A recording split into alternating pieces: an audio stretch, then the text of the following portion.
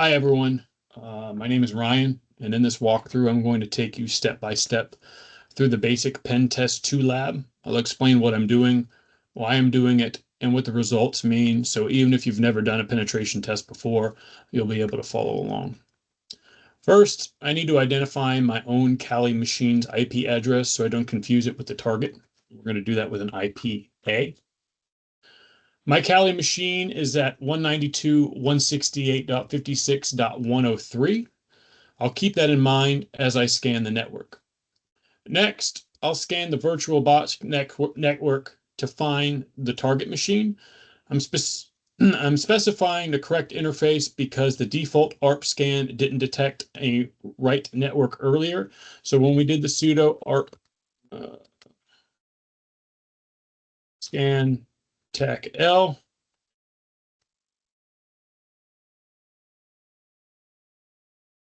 Uh, we got a warning it could not obtain an IP address for the ETH0. So we have a different code that we need to run, sudo.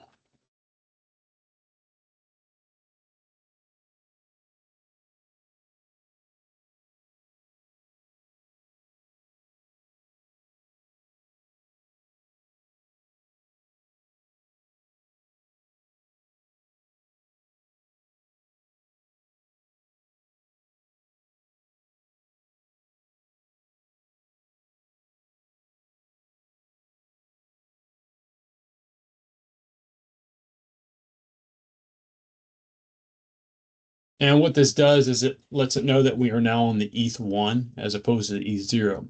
So at this point, we're looking for the MAC address and to make sure that that matches with the basic pen test 2 VM.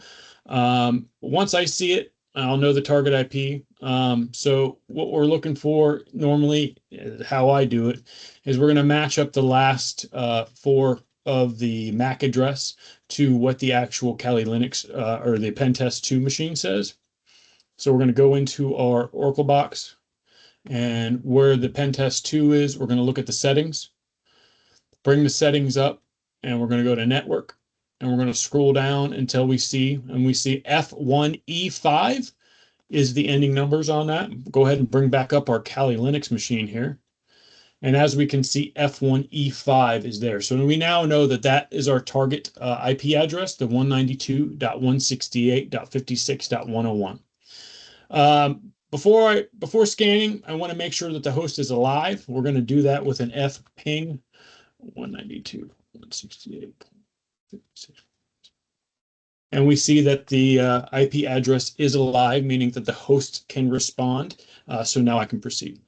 So now I'm going to run an nmap scan to identify open ports and open and service versions. Version numbers help determine vulnerabilities. And we can do that with an nmap tech SV.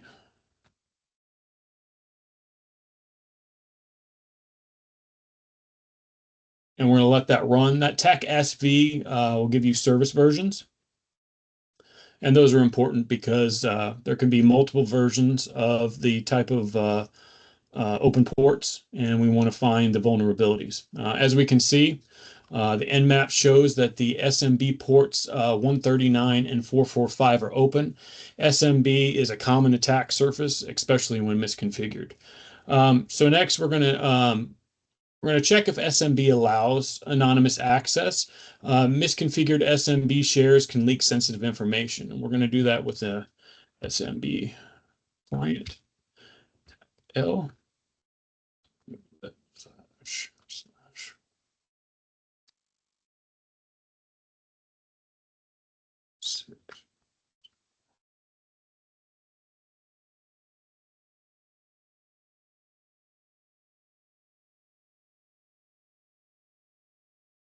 This confirms that anonymous share does exist, and that's an information disclosure vulnerability.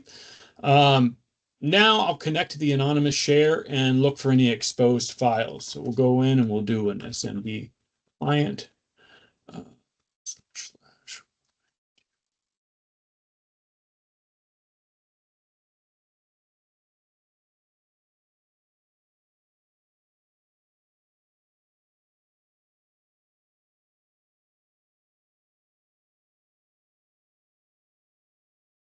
And then we're going to do an ls to see what is in there. And I found in here a staff.txt. Now, it might not contain passwords, but it possibly could expose usernames. This business impact for this could be that it leaks usernames and increases the success rate of password attacks. And the remediation will be to disable any SMB access. And we can go ahead and press get staff.txt. And what that does is it'll copy it to my Kali Linux machine. We're going to go ahead and exit out of here, and we're going to look at that file. And as you can see, there's an announcement to the staff. Please do not upload non-work related items to this share. I know it's all in fun, but this is how mistakes happen. This means you too, Jan, and it's answered by a K. So now we have two people that we know. We know that there's a Jan and that there's a K. So what I'll do next is I'm going to run an enum for Linux.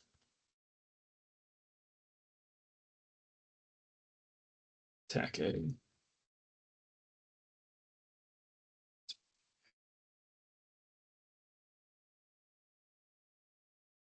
And we're going to let it run.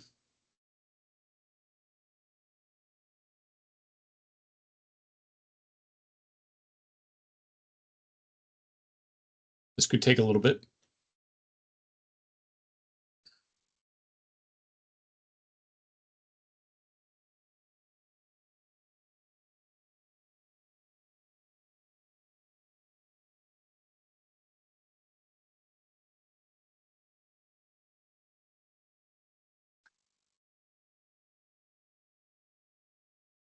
So we find out through this that the actual password policy is weak, and it has a minimum length of 5 with no complexity. Weak passwords can make brute force attacks feasible, and the remediation to this is to enforce strong password requirements. So our next point is we're going to extract the Rocky word list and use Hydro to brute force the SSH for the user Jan that we saw before. And the reason why we know that is because when we did the enumeration, we found that there was a weak password in here. So we're going to go ahead and we're going to run a sudo. Geez.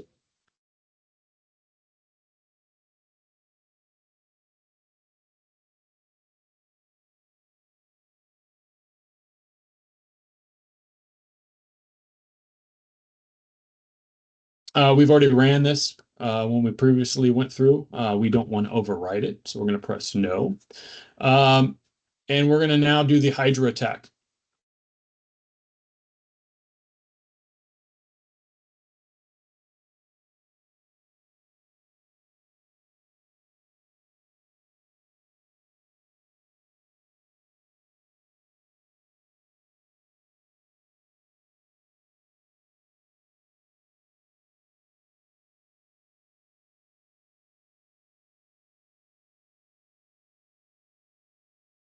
And now it's going to start attacking. Now this will actually probably take a little bit. It goes through quite a bit of the files. And what this attack does is it uses a dictionary full of passwords that are known, and it continuously inputs them into it until it actually cracks it. We'll see if Jan used a password that is known on this Hydra dictionary attack.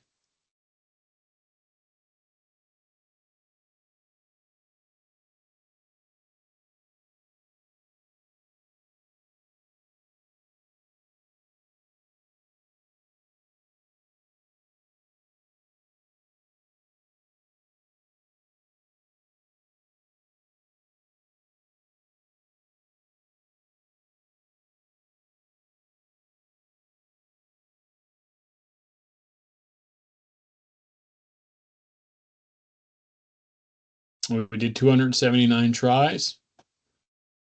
We're still attacking. Give it a little bit more time.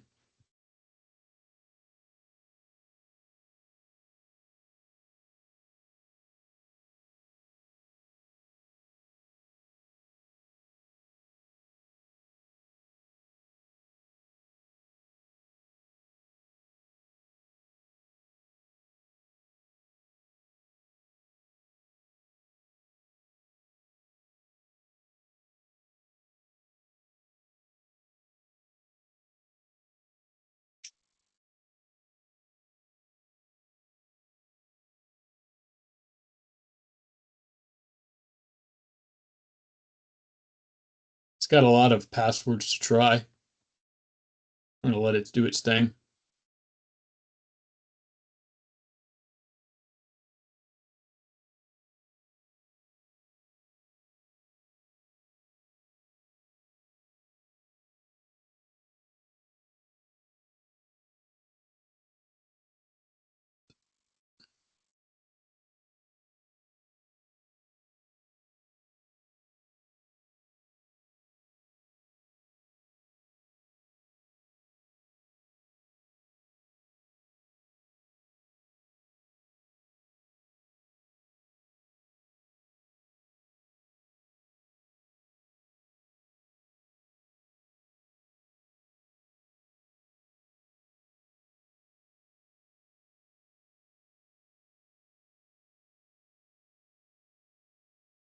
All right.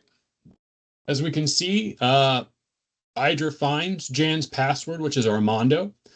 The impact of this is that weak passwords allow unauthorized access, and a remediation for this would be to enforce strong password policies and lockout thresholds. So now we can use this password to SSH into the machine as Jan and check for her privileges. So we'll do SSH Jan at 92.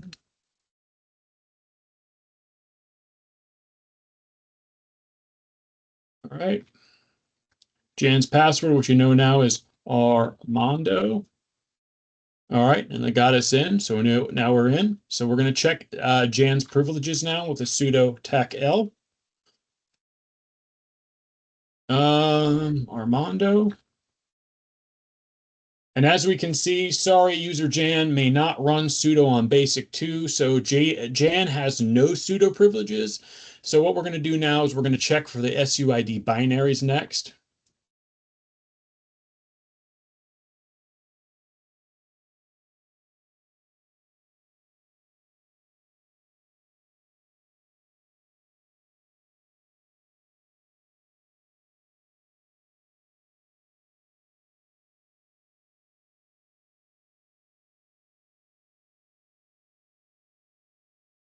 And what this is going to check for is any privilege escalation paths,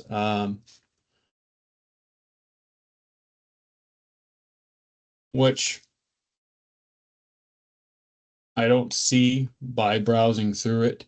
So next we're going to pivot to now enumerating the next user that we saw in that report, which was K. So we're going to go into here and we're going to explore K's home directory for sensitive files. Do it to ls tac-a /home/K. And as we can see, in her home directory, there's a couple of files that do pop out at us, this pass.back and the .ssh. So let's go ahead and see if we can get into the passback. So we're going to cat home k pass.back. Permission's been denied. I can't read pass.back as Jan, but I do notice an SSH directory, which we've discussed before. So let's see if we can get into that. Let's do an ls la. Okay. Oh, and inside this directory, we do see the ID RSA. This is K's private SSH key, which is a major vulnerability. This could expose private keys and allow attackers to impersonate users. And to remediate such things like this, we'd probably restrict the file permissions and audit the SSH key storage.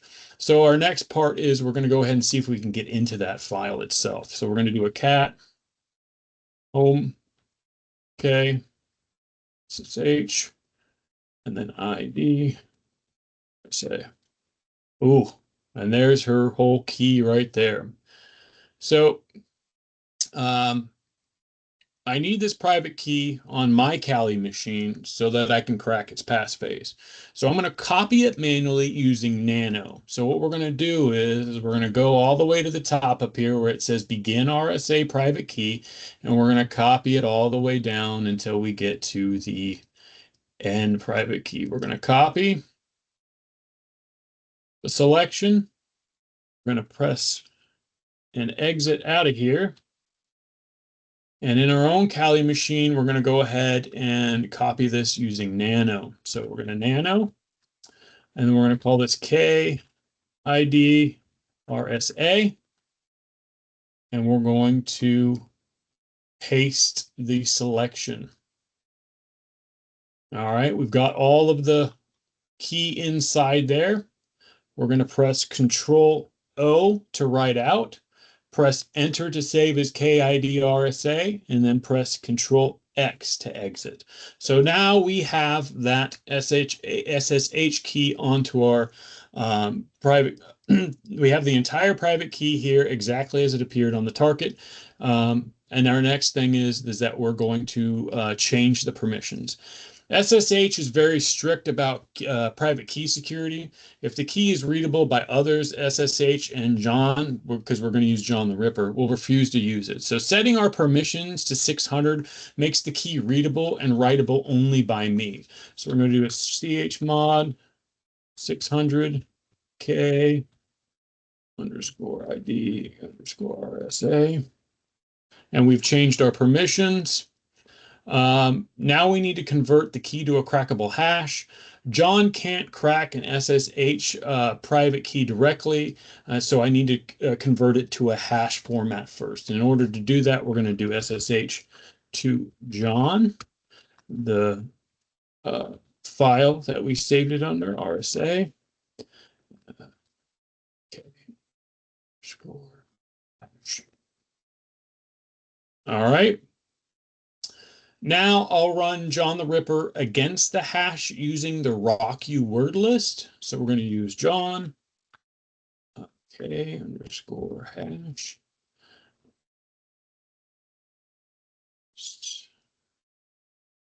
Word list, sorry.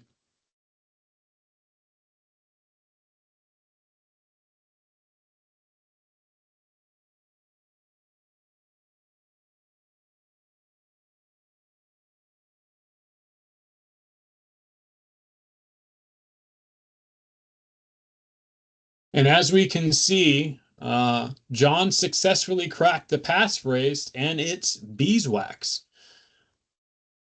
Now I have that passphrase. I can authenticate into K. We can SSH into K. So let's SSH into K. We're going to SSH. Okay.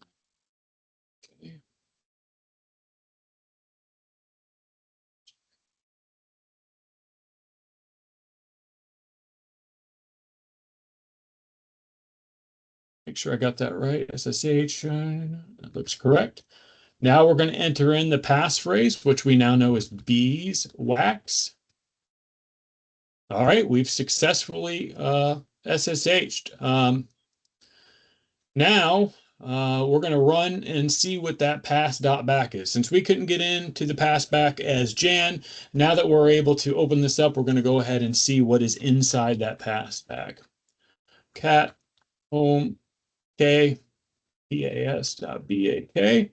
Oh, BAK.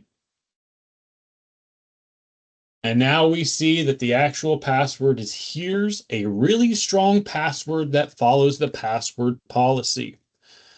So with that said, we're going to go ahead and put in Sue. Okay. We're going to put in her password. Here's a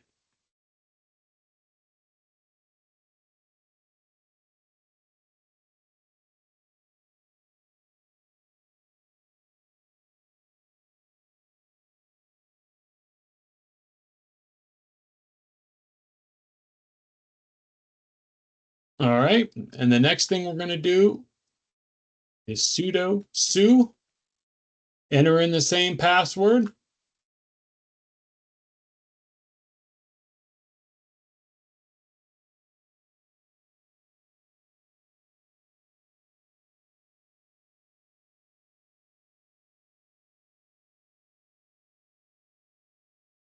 I'm going to try it again.